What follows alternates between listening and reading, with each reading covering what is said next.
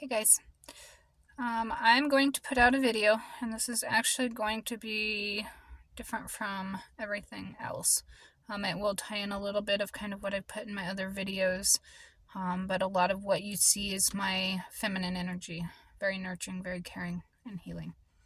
However, I am in my masculine energy at the moment, and there's a very good reason why, and the importance of having and being balanced in your masculine and feminine energy. With this, and the purpose being is I am in partnership with Source, our creator. Source is spiritual, I am physical.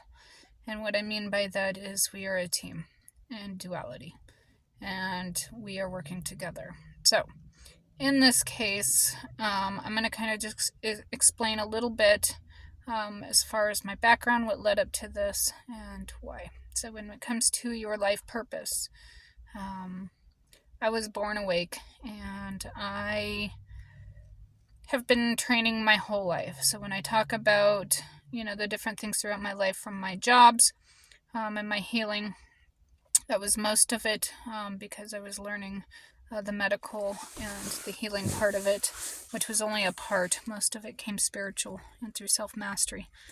But I did have the 15 years of Western medicine as just basic anatomy, and so I understood what I was working with. But also, aside from that, my other jobs, my physical jobs, landscaping. When you can move 28,000 pounds or 14 tons in 8 hours with no tools and no rocks, that takes a lot of endurance, and you're not even sore the next day. And I'm not doing that to brag. That's part of my training that I built myself up to, and part of my purpose. The other is all through my life, being a runner, a gymnast, things like that. It was very high endurance. Gymnast was just more for fun, but after that point, my running and my circuit burnout training, as a child, the majority of what I did was obstacle courses, jumping, running, going across bars, jumping over fences, things like that. And even though I was born awake, I didn't realize all of these were leading up to my purpose today. And what I mean by that is, even during pregnancy, I did circuit burnout training, even until I was 8 months pregnant. I would hold my belly and do jumping jacks, even push-ups.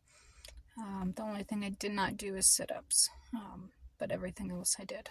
I did Tai Chi. I did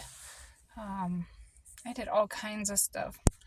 A lot of kicking, punching, things like that. And again, these were all led up to my purpose today. So when it came to probably 2019, no, it was 2020. It was early 2020, before the pandemic hit. I submitted a blueprint to our creator, and it was based on everything that we are doing today. And so on my birthday, November 1st of 2020, I actually lost my life. And when that happened, I was reincarnated back into my body, and I was anointed with honor for this purpose, based off my blueprints that I submitted. And so there is a purpose of why this is all happening. In the meantime, I have been on this journey, and I have been